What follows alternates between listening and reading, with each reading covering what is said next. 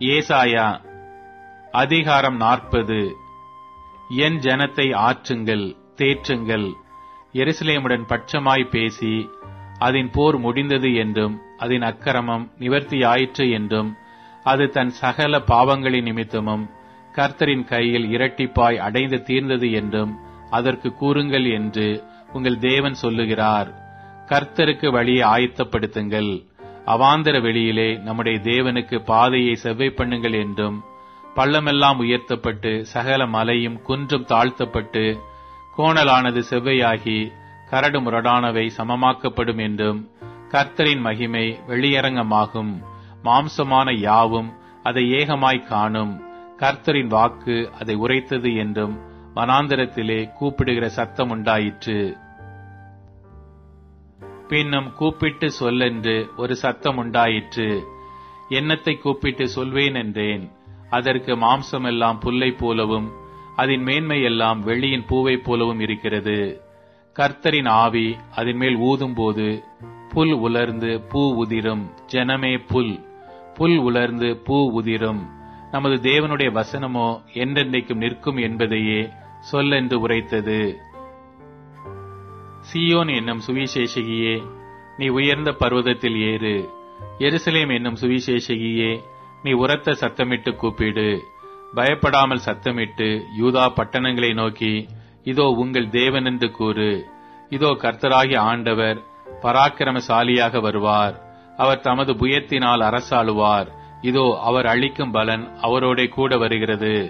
அவர் கொடுக்கும் பிரதிபலன் அவருடைய முகத்துக்கு முன்பாக செல்லுகிறது. மேய்ப்பனை போல தமது மந்தையை மேய்ப்பார்.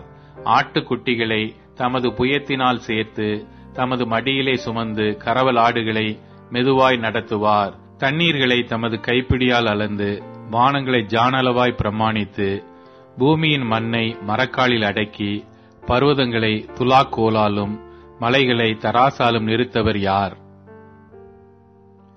கர்த்தருடைய ஆவியை அளவிட்டு அவருக்கு ஆலோசனைக்காரனாயிருந்து அவருக்கு போதித்தவன் யார்? தமக்கு அறிவை உணர்த்தவும் தம்மை நியாய வழியிலே உபதேசிக்கவும் தமக்கு ஞானத்தை கற்றுக் கொடுக்கவும் தமக்கு விவேகத்தின் வழியை அறிவிக்கவும் அவர் யாரோட ஆலோசனை பண்ணினார்? இதோ ஜாதிகள் ஏற்ற சாலில் தொங்கும் துளி போலவும் தராசிலே படியும் தூசி போலவும் எண்ணப்படுகிறார்கள். இதோ தீவுகளை ஒரு அணுவை போல் தூக்குகிறார். லீபனோன் எரிக்கும் விறகுக்கு போதாது, அதிலுள்ள மிருக ஜீவன்கள் தகன பலிக்கும் போதாது. சகல ஜாதிகளும் அவருக்கு முன்பாக ஒன்றுமில்லை. அவர்கள் சூனியத்தில் சூனியமாகவும் மாயையாகவும் எண்ணப்படுகிறார்கள். இப்படி இருக்க தேவனை யாருக்கு ஒப்பிடுவீர்கள்? எந்த சாயலை அவருக்கு ஒப்பிடுவீர்கள்? கண்ணான் ஒரு சுரூபத்தை வார்க்கிறான். தட்டான் பொன் தகட்டால் அதை மூடி அதற்கு வெள்ளி சங்கிலிகளை பொருந்த வைக்கிறான். அதற்கு கொடுக்க வகையில்லாதவன் உளுத்து போகாத மரத்தை தெரிந்து கொண்டு அசையாத ஒரு சுரூபத்தை செய்யும்படி நிபுணனான ஒரு தச்சனை தேடுகிறான். நீங்கள் அறியீர்களா? நீங்கள் கேள்விப்படவில்லையா? ஆதி முதல் உங்களுக்கு தெரிவிக்கப்படவில்லையா?